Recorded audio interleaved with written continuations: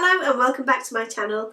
Did you know that you can make leaf prints using just a die cutting machine and some ferrous sulfate?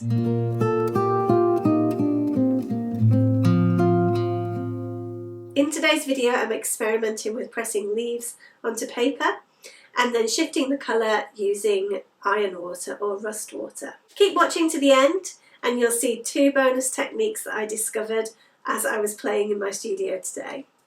For today's project you're going to need some leaves. These are quite fresh, they just fell off the tree and I've washed them very well just because they are from the park. I don't know what's been in the park and they had some soil on them and things, but they're still really soft, so that's the important bit.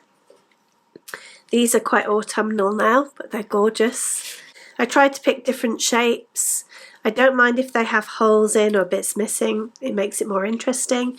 So I've got some momiji. I don't even know what these are, but they're really nice. You're going to also need some really good quality watercolour paper. I've got the 300 GSM. So I'm thinking maybe you could get away with 200 as well, but I like the really thick quality of this. I'm going to be putting this on cards in the end, so I want to have something that feels really nice quality.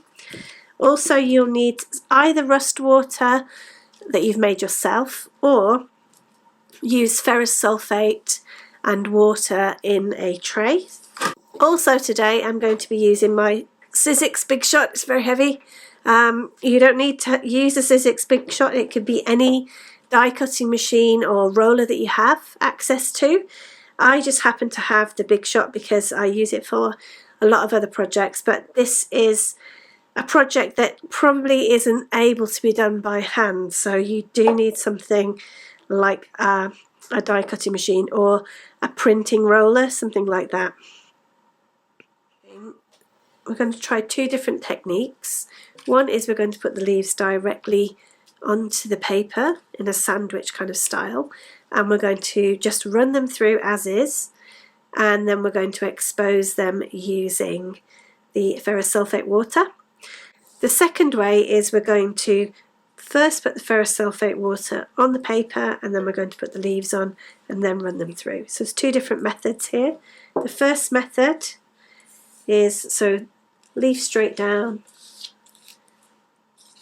and we're hoping that the leaf pigments or juices will come out, will be squished out onto the paper, and then the paper will soak it in, and then when it's exposed to the ferrous sulfate we're hoping that we will get an imprint of a leaf, but who knows? This is just an experiment. Let's see. In theory it should work because it does work with fabrics this way, so it should work. I'm trying to focus on the same leaf on this one. I'm making some paper for cards, so I want it to look a bit sort of interesting. So I'm just going to make it so that there's hardly any space between them. Okay, so that should be fine. I might actually cut this one and then I can make it a bit smaller. There we go. And then maybe you can squish this one on somehow. Put that one there. Okay, I'm going to make a sandwich with another piece of the 300 GSM and hopefully get two prints at once. But making a sandwich, it's not going to be perfectly laid out as I wanted it, and then I'm going to transfer that to my Sizzix machine.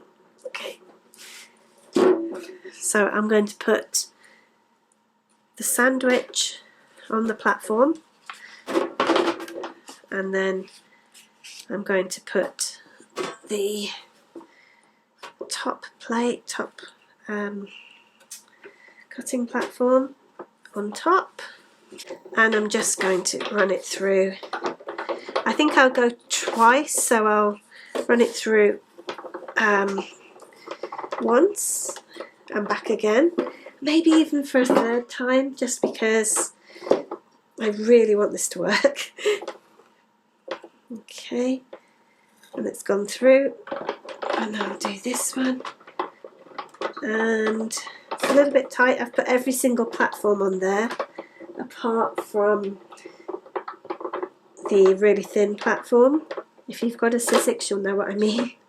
Okay, so right, it's coming out the other side. Here we go.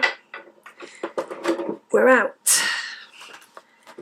Put the Sizzix aside for a minute, and we'll have a look at what's on the platform. Let's have a look. Ooh, I can already see a bit of squishage, if that's the word. I'll have to clean my platform in a second because it's got leaves all over it.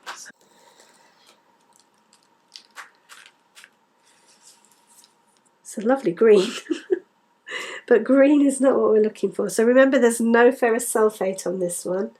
It's just leaves. I'm not quite sure what these leaves are. They're not eucalyptus. They're a lot finer than that, thinner than that. I mean, that's pretty nice on its own. You can see it. The light in here is so bright again. It's kind of pretty. I quite like how they're interlocking. But I feel like if we put the ferrous sulfate on the top, we're going to see some magic. So I'm just going to paint with the ferrous sulfate, and hopefully, there we go. You can already see, I hope you can see without the light being so bad in here. There we go. The magic is happening, finally. Make sure that you cover all of it.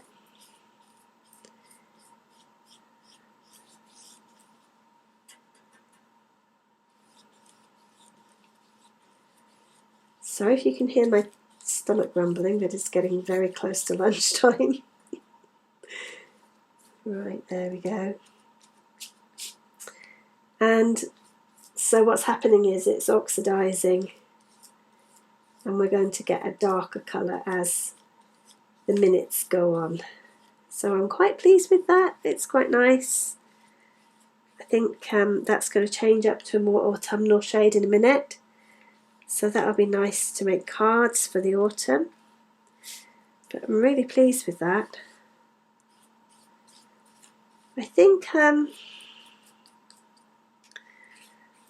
you could probably get some of the iron water off. You could just focus on the leaves. In fact, I think I will do on this one. So that one I just painted over the whole surface.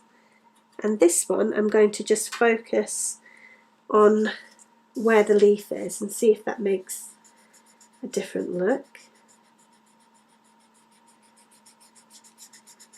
So that the background is going to be kind of crisp white, but the leaf will pop out. It's kind of nice.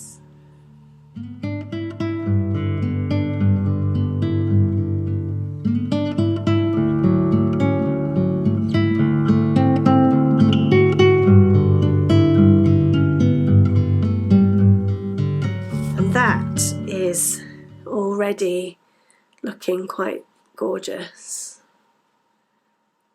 Now I'm going to leave it to dry a little bit, but you can see the difference in backgrounds, I hope. When I show the final results, you'll see the difference. This one has a kind of brownish hue to it. This is white. It's quite different. If you're enjoying my content, don't forget to like this video and subscribe to my channel. And hit the notification bell if you want to know when new content lands. Right, now we're going to do the second technique, which is we're going to paint both sides with the iron water, and we're going to put the leaves on top. Then we're going to roll it through the die press. So let's do we might do some different leaves this time. I'm not sure if this one might be a bit too crispy, but we're going to try. And a couple of ginkgo leaves, I'm not sure, they might be too dry. This one's definitely wet enough. These feel quite crispy, so I'm not sure.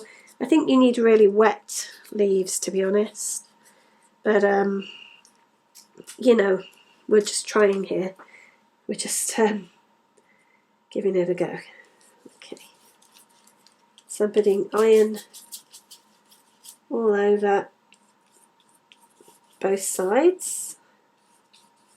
And you know the good thing about this, if you don't really like the outcome, you could always print on top. You can do watercolours on top, inks, you can do acrylic paints, you could do Posca markers on the top, just to make your own cool papers. And then what I'm doing is I'm going to get my trimmer and I'm going to trim them all up. I'm going to make individual cards out of them, so that there's a little memento of Japan for people popping by my shop, without having to take home a real leaf. They can take home a kind of print of one, of a real leaf. So they're all ready, and I'm going to start laying down my design. Might do the whole leaf in the middle there, and a ginkgo. It's going to go like that. I don't mind if they cross over actually. Some momiji leaves, another ginkgo, maybe that ginkgo can go there, and a momiji can go here. Okay, so let's put this one face down on, just make sure it's flat, yeah. And we're going to roll that through the die cutting machine. Right, here we go. Here we go. Through the machine. Oh, this is a little bit harder today. I don't know why. Maybe the leaves are thicker. Is it because the paper's wet, maybe? Maybe. I could hear them and I can see them squishing. So I'm going to go through third time, and then we'll take it out. Goodness me, whew. That was a bit harder that time, and I think the only reason is I wet the paper, or maybe the ginkgo leaves are thicker, I don't know. Right, here's the moment of truth. Now you can already see the reactions happening even before. This is the back, so you can see it's already happening. Both sides in a little sandwich. And let's see what happened. Ooh. Not really what I expected. Lots of crushed leaf matter on there. I'm sure that'll peel off when it's dry. It's because it's wet. It was wet when it went in. What's really nice about this is there's a kind of an embossed texture on it as well. So that's quite nice. So maybe if you didn't want to do the pre-treat it with the iron water, you could just do a spray of regular water. That would be really nice.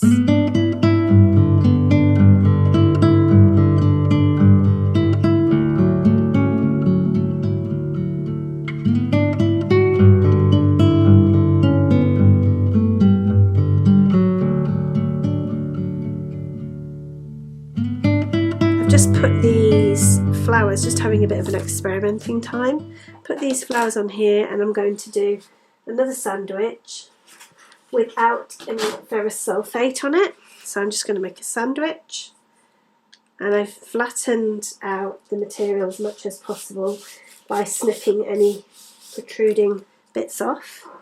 And I'm going to give this a bit of a wipe because feel like it's going to transfer somehow. So you can see like that, platforms, and then another one on top, and then that is going to be inserted into the big shot. So let's get the big shot back again, and off we go. I think I'll do again 3 passes, seems to be the best. Now I don't know what's going to happen to the marigold leaves and the, I think it's cosmos that I found blown off in the park this morning. So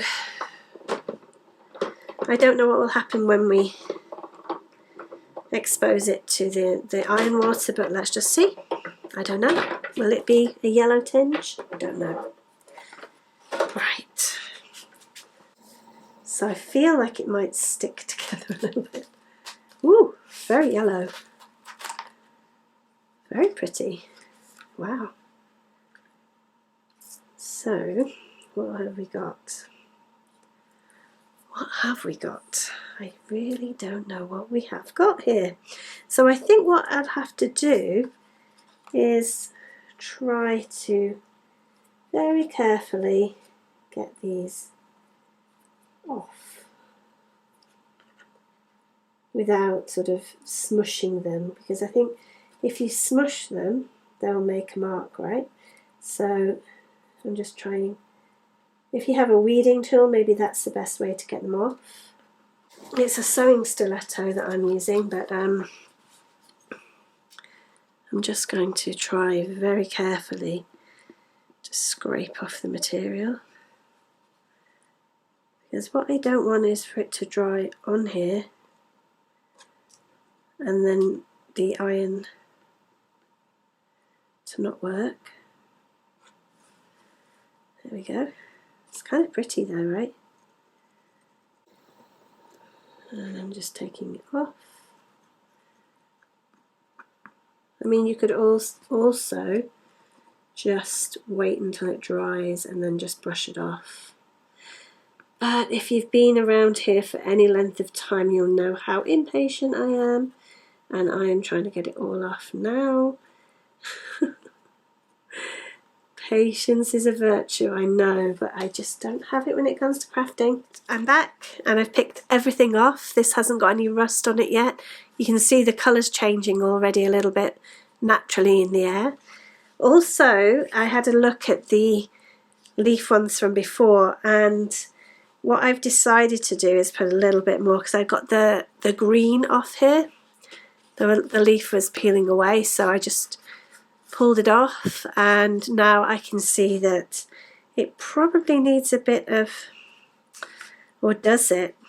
Maybe it doesn't need, maybe it's oxidizing on its own. I'm going to leave it for 5 minutes. If it doesn't oxidize, I'm going to help it.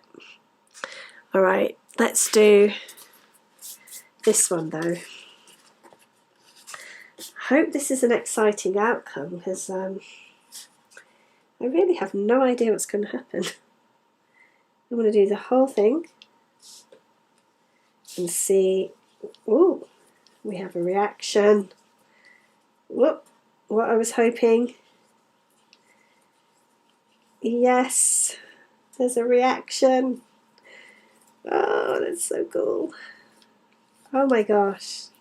How cool is that? Oh, look at that. This is exciting. And you can sort of see where it's embossed as well. It's really pretty. Right.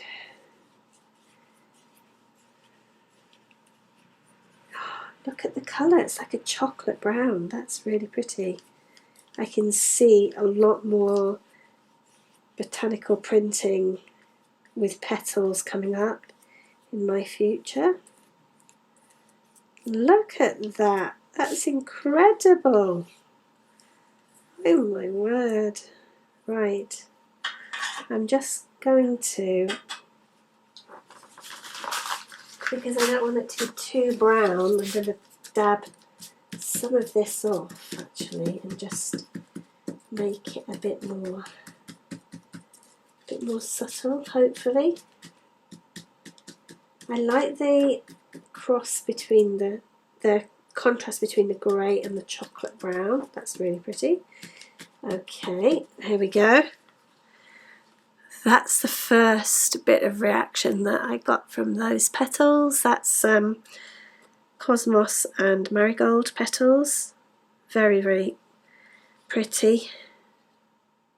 Love that. Let that expose to the air for a bit, and then we'll do this one.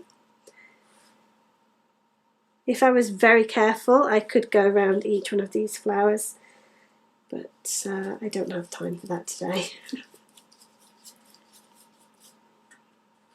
I don't think I'm going to get much reaction from these leaves, these ginkgo leaves, but I can sort of see the outline. That might be a way to use them in the future, is just use them as a mask, which would be really nice. So I could sprinkle material all over them, and then they prevent the material passing through. That might be another way to do it. But I'm quite happy with this chocolatey brown colour that's coming up. It's a reaction of the marigolds and the cosmos. So it looks like leaves are making a kind of grey reaction, and the petal is going to take on some of the pigment that it had originally, which I really like. Honestly, really pleased. Can't wait to see the final results when it's 100% dry, and I'll show you. I'll be right back. Now the prints are completely dry, I'll show you the results. So this was the first one, which was, remember we sent it through the press and then we painted on top with the rust paint, and that's actually really pretty, but it's kind of a yellowish colour. And then the second one we did was just isolating where the leaf was printed and left the background white, so they're quite different from each other. I really like both. Then the second technique was to send through the print after putting the iron water on top, the rust paint on top. So first treating it, remember, with the brush, then printing it, and then because it was wet, the leaves, that was the problem, the leaves really stuck on there, and I actually can't get this off now. This is just dried on, so it's green, but I think it over time will change to a different colour. But just to show a test of this one, I painted on top of the other one with more of the ferrosulfate, and a lot more of the leaf texture came out. So that's before, that's after the extra iron water, rust water, whatever we're calling it. Then we did a print of with the flowers and petals and ginkgo leaves, and then we painted on top after we've removed all the material. This came out really nicely. I'm so pleased with this kind of masking that I wish I had leaned into this a bit more and made more of a background on it, but for next time I know.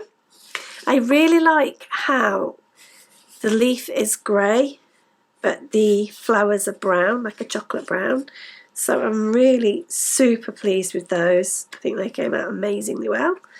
And what I didn't show you, I did off camera, is I soaked the paper first. I put it in the tray and soaked it, and then I ran it through with the leaves on the surface, and you know, the sandwich like I did before. You can see it's a mirror image, and that's what happened. But again, I got lots of leaf residue stuck on there, and it eventually oxidized. So I'm not sure which one's my favourite. Which one is your favourite? I'm thinking I quite like the control of this one, but I also really like how this one turned out too. You can see so many details, it's really pretty. Let me know in the comments which one of these is your favourite technique. They're all using the same materials and the same ferrous sulfate mixture, but they have come out so differently. So depending on the technique that you choose, you get a different look.